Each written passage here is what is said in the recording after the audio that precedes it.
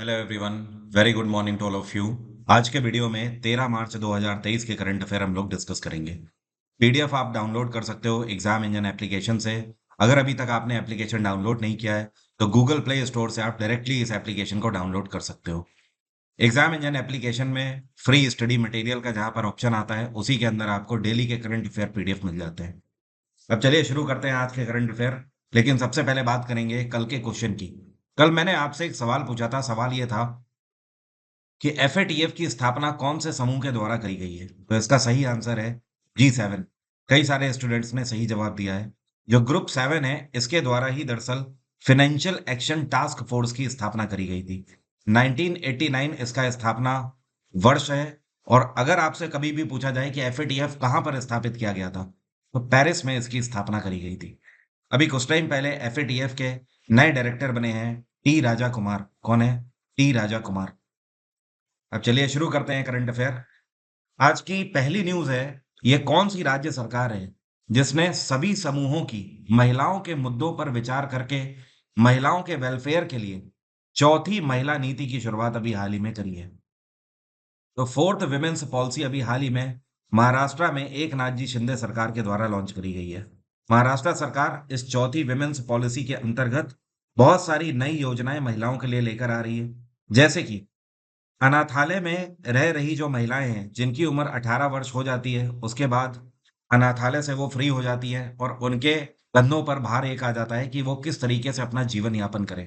तो उसके लिए सरकार की तरफ से कई पॉलिसीज इसमें लॉन्च करी जाएंगी। इतना ही नहीं, इसके अलावा जैसे कि पुलिस स्टेशन है उसके अंदर महिलाओं को स्तनपान कराने के लिए एक अलग से कक्ष प्रोवाइड किया जाएगा।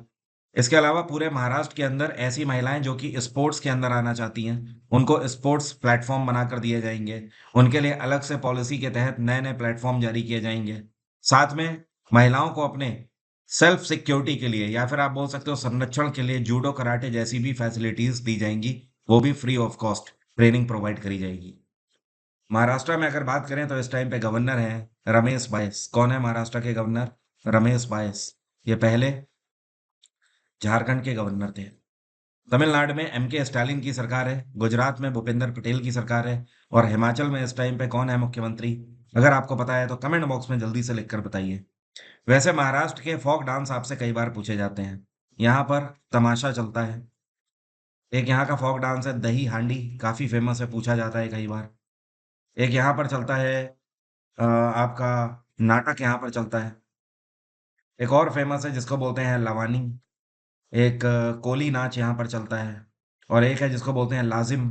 ये सारे फोक डांस है महाराष्ट्र के। अगला क्वेश्चन है, ये कौन सी यूनियन टेरिटरी की सरकार है जिसने अभी हाल ही में 8 मार्च को अंतरराष्ट्रीय महिला दिवस के उपलक्ष्य में एक नया प्लांटेशन प्रोग्राम लॉन्च किया है जिसकी थीम है पेड़ लगाओ बेटी के नाम। तो इसको लॉन्च किया गया है जम्मू कश्मीर सरकार के द्वारा। जम्मू कश्मीर सरकार इस साल अंतर्राष्ट्रीय महिला दिवस के उपलक्ष्य में दो तरफा योजनाओं पर ध्यान देना चाहती है। एक तो जम्मू कश्मीर को neat and clean and green रखना है। और इतना ही नहीं, वेमेन वेलफेयर पॉलिसीज भी लगातार लॉन्च करनी है। तो इसके लिए इसको लॉन्च किया गया है। इसके तहत पूरे जम्मू कश्मीर रीजन के अंदर 1000 से ज्यादा तरीके की पौधों की प्रजातियां लगाई जा रही हैं। जम्मू कश्मीर में इस टाइम पे लेफ्टिनेंट गवर्नर हैं मनोज सिन्हा। जम्मू कश्मीर के कई बार फोक डांस आपसे पूछे जाते हैं। जैसे कि यहाँ का एक राउफ नाच बहुत फेमस है, राउफ। एक यहाँ पर चलता है दमाली, दमाली। एक यहाँ पर चलता है हैकात। ये सारे यहाँ के फोक डांस हैं जो कि इंपॉर्टेंट है। अगला क्वेश्चन है, भारतीय सेना के द्वारा अभी तक का जम्मू कश्मीर के अंदर सबसे ऊंचा नेशनल फ्लैग स्थापित किया गया कौन से डिस्ट्रिक्ट में? तो जम्मू कश्मीर का अभी तक का यह सबसे ऊंचा फ्लैग है। और इसको भारतीय थल सेना ने जम्मू कश्मीर के डोडा डिस्ट्रिक्ट के अंदर इंस्टॉल किया है। एक टाइम था जब डोडा डिस्ट्रिक्ट के अंदर सिर्फ और सिर्फ टेररिज्म एक्टिविटीज हुआ करती थी। आप बोल सकते हो वहां पर आतंकवादी गतिविधियां बहुत ज्यादा उच्च स्तर पर हो रही थी। लेकिन काफी टाइम अभी हो चुका है जब से थल सेना ने इस पूरे एरिया को अपने कंट्रोल में ले लिया है। और डोडा डिस्ट्रिक्ट में भी फाइनली पीस आ गई है। Peace and security and prosperity के पर्पज से ट्राई कलर को यहाँ पर स्थापित किया गया जिसको आप तिरंगा बोलते हो। अगला क्वेश्चन है, fourth Y20 consultation meeting has been organised in which city?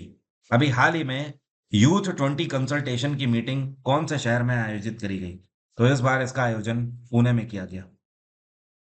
और इस बार इसकी जो थीम रही, वो थीम थी peace building in reconciliation an era of no war. मतलब कहने का ये कि हमारे देश को के युवाओं को इस बारे में अवेयर करना कि ये एक वो टाइम है जब युद्ध का वक्त नहीं है। इस टाइम पर हम किसी देश से वॉर नहीं कर सकते। ये वो टाइम है जब सिर्फ और सिर्फ हम प्रोग्रेसिव सोच अपनी रखें। हम जितनी ज्यादा प्रोग्रेसिव सोच रखेंगे, उतना ही हम भी आगे जाएंगे और हमारा देश भी आगे जाएगा।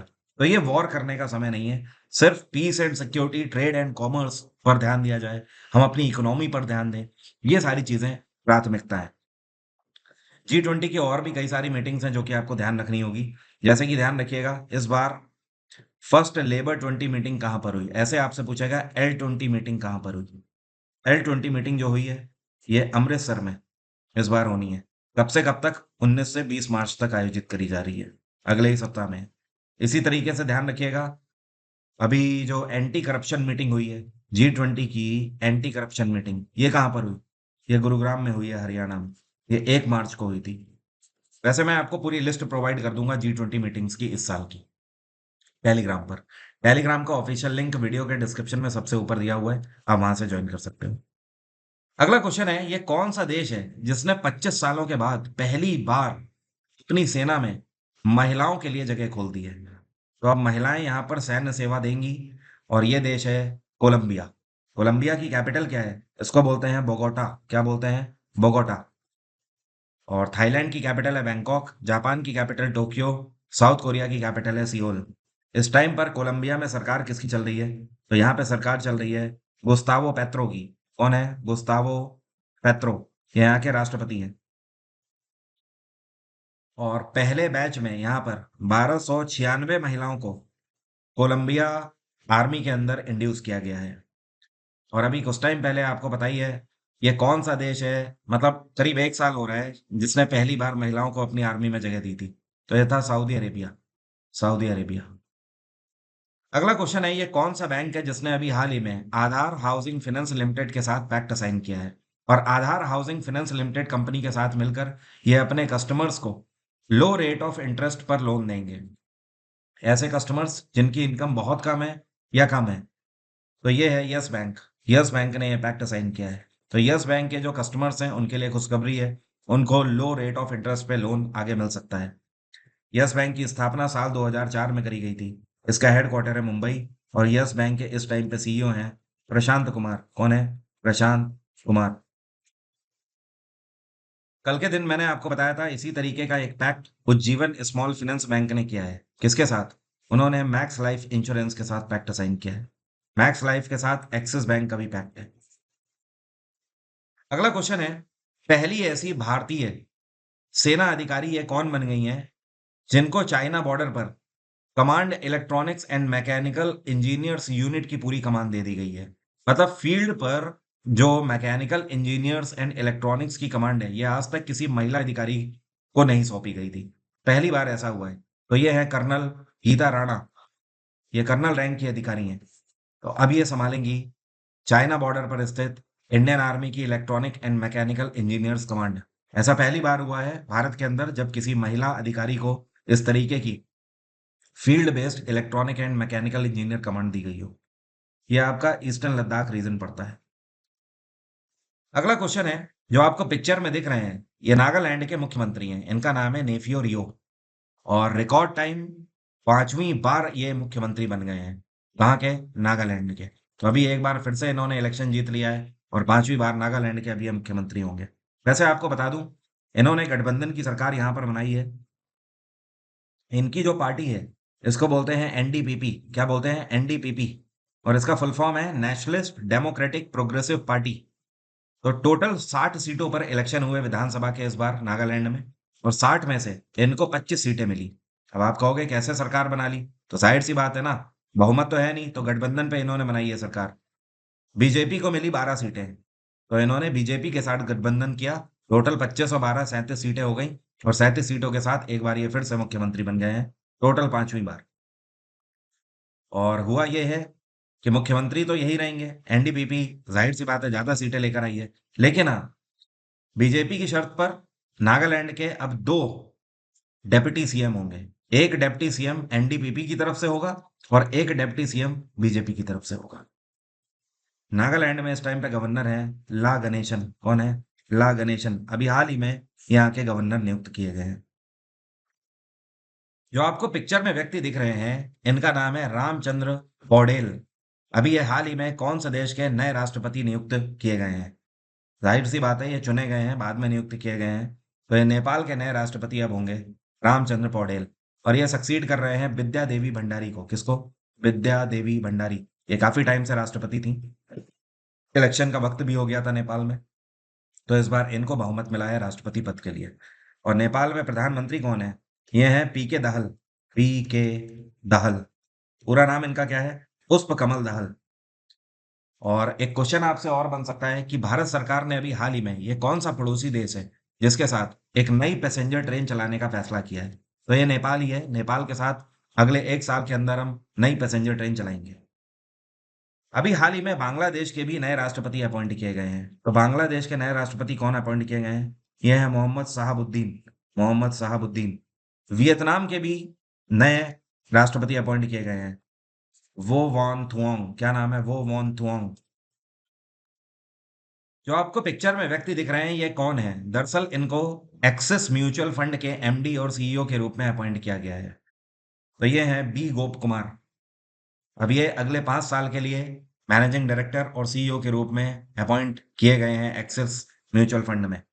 और इन्होंने जिनको सक्सीड किया है, इनका नाम क्या है? तो ये है चंद्रेश निगम। चंद्रेश निगम, जिनको इन्होंने सक्सीड किया है। अगला क्वेश्चन है, यहाँ पर बात हो रही है निसार की। ये निसार है क्या? निसार दरअसल एक सैटेलाइट का नाम है, ये जो आपको पिक्चर में दिख रही है। और ये सैटेलाइट अर्थ ऑब्जर्वेटर सैटेलाइट है, मतलब पृथ्वी पर नजर रखने के लिए हर एक पहलू से। ये सैटेलाइट अभी हाल ही में इसरो को सौंप दी गई है। तो क्या आप बता सकते हो इसरो ने ये सैटेलाइट कौन सी स्पेस एजेंसी के साथ मिलकर बनाई थी? तो दरअसल ये जो प्रोजेक्ट था, ये इसरो और नासा दोनों का प्रोजेक्ट था। इस सैटेलाइट को बनाकर पूरे तरीके से टेस्ट कर दिया गया है। अब ये इम्प्लीमेंटेशन स्टेट पर है पूरे तरीके से। और नासा ने इसरो को पूरे तरीके से निसार हैंडओवर कर दिया है। तो निसार अब काम करेगी भारत के लिए। इसरो की अगर बात करें तो इसरो की स्थापना 1969 में करी गई थी। हेडक्वार्टर है बैंगलोर। और इसरो के चीफ हैं इस टाइम पे डॉक्टर एस सोमनाथ। आपको पता है इसरो की पहली सैटेलाइट कौन सी थी? ये थी आर्यभट्ट। आर्यभट्ट, जो कि 1975 में लॉन्च करी गई थी। अब अगर नासा की बात करें तो नासा की स्थापना 1958 में करी गई थी। नासा का हेडक्वार्टर है वॉशिंगटन डीसी। नासा के इस टाइम पे चीफ हैं बिल नेल्सन। क्या नाम है? Bill Nelson. पिछले ही साल ये एडमिनिस्ट्रेटर बनाए गए हैं। नासा की पहली सैटेलाइट का नाम क्या है? इसका नाम है एक्सप्लोरर वन। क्या नाम है? Explorer one. और नासा ने पहली सैटेलाइट कब लॉन्च करी थी? जिस साल नासा खुद स्टेबल हुआ था, 1958 में ही नासा ने पहली सैटेलाइट लॉन्च करी थी। अगला क्वेश्चन है, अभी हाल ही में सीआईएसएफ का स्थापना दिवस कौन से दिन मनाया गया? तो सीआईएसएफ की स्थापना दरअसल 10 मार्च 1969 में करी गई थी, 1969 में। तो 10 मार्च के दिन स्थापना दिवस अभी हाल ही में मनाया गया है। सेंट्रल इंडस्ट्रियल सिक्योरिटी फोर्स इसको बोलते हैं। भारत की one of the best paramilitary forces में से एक है। दरअसल सीआईएसएफ की जिम्मेदारी है भारत के अंदरूनी हिस्सों में लोगों की हिफाजत करना। जैसे कि एयरपोर्ट की सिक्योरिटी सीआईएसएफ के हाथ में होती है, मेट्रो की सिक्योरिटी सीआईएसएफ के हाथ में होती है, जितने भी भारत के मॉन्यूमेंट्स हैं उनकी सिक्योरिटी सीआईएसएफ के हाथ में होती है। तो ये सारे मेन काम है सीआईएसएफ। अगला क्वेश्चन है, ये कौन सा बैंक है जिसने अभी हाल ही में आईटीसी कंपनी के साथ पैक्ट साइन किया है? आईटीसी दरअसल एफएमसीजी एजेंट है, मतलब एक तरीके से आप बोल सकते हो कस्टमर्स के लिए प्रोडक्ट बनाने वाले और उन तक डायरेक्टली पहुंचाने वाले। तो किसानों तक उनके सर्विस प्रोडक्ट को पहुंचाने के लिए ये कौन सा बैंक है जिसने आईटीसी के साथ पैक्ट साइन किया है? ये बैंक है एक्सिस बैंक। Axis bank. और इसकी स्थापना कब करी गई थी? एक्सिस बैंक की स्थापना 1994 में करी गई थी, 1994 में। HDFC bank 1994। और यस बैंक की अगर बात करें, वैसे एक्सिस बैंक की स्थापना, माफी चाहता हूँ, 1993 में करी गई थी। HDFC 1994, yes bank 2004। और फेडरल बैंक की स्थापना कब करी गई है? क्या आप मुझे कमेंट बॉक्स में लिखकर बता सकते हो? अगर पता है तो जल्दी से बताइए। और 1994 में आईसीआईसीआई बैंक की स्थापना करी गई है। तो अल्टीमेटली आप ये समझ लो कि एक्सिस बैंक जो है, ये अपने ऐसे कस्टमर जो कि किसान हैं, उनको लोन फैसिलिटी प्रोवाइड करेंगे आईटीसी के तहत। अब मेरा आज का सवाल आपसे, आप में से कितने लोग बता सकते हैं साल 2022 का बेल्जियन ग्रैंड प्रिक्स किसके द्वारा जीता गया? F Alonso, Lewis Hamilton, S Perez, Max Max Verstappen या फिर Carlos Sainz Junior? Comment box में जल्दी से लिखकर बताइए। और अब काउंटडाउन शुरू हो चुका है। केवल 3 दिन बचे हुए हैं। 16 तारीख से अपने बर्थडे के दिन मैं ये बैच स्टार्ट कर रहा हूँ। आने वाले 2023 के किसी भी एग्जाम के लिए वन स्टॉप सॉल्यूशन है ये बैच। हिस्ट्री पॉलिटी से कोई भी क्वेश्चन बच के जाने वाला नहीं है। साथ में सारी पीडीएफ 24/7 रिकॉर्डिंग, लाइव क्लासेस और एक्स्ट्रा एक नोट्स की बुकलेट भी मैं आपको प्रोवाइड करूंगा। एग्जाम इंजन एप्लीकेशन का लिंक वीडियो के डिस्क्रिप्शन में है, आप वहां से ये बैच ले सकते हैं। 1840 मॉक टेस्ट सिर्फ आपको एक ही टेस्ट सीरीज में मिल रही है। ये वन स्टॉप सॉल्यूशन है एसएससी के टेस्ट सीरीज के लिए। यहाँ पर मेरे द्वारा क्वेश्चंस को सेट किया गया है। आपको पता ही है मेरे क्वेश्चंस के प्रिडिक्शन कैसे होते हैं, हर बार आपको एग्जाम में देखने को मिलते हैं। आप इस टेस्ट सीरीज को भी एग्जाम इंजन एप्लीकेशन से ले सकते हैं। फुल लेंथ मॉक टेस्ट होंगे। फुल लेंथ का मतलब सारे सब्जेक्ट होंगे। सब्जेक्ट वाइज मॉक भी आप यहाँ पर दे सकते हो। केवल चैप्टर वाइज भी आप देना चाहो तो वो भी दे सकते हो। और आपके पास यहाँ पर एग्जाम वाइज भी मॉक टेस्ट देने का ऑप्शन होगा। वहां पर जब आप जाओगे तो सैंपल के रूप में भी आपको पहले दिखेगा। आप एक बार एक झलक देख सकते हो। अगर आपको समझ आए और अच्छा लगे तो आप उसे वहां से ले सकते हैं। 1 साल की वैलिडिटी है। 1 साल में आई थिंक 1840 मॉक टेस्ट बहुत होते हैं। तो आप इसे अवेल कर सकते हो एग्जाम इंजन से। आज की बात यहीं तक रहेगी। Thank you everyone, bye bye, take care, have a nice day, आपका दिन मंगलमय हो।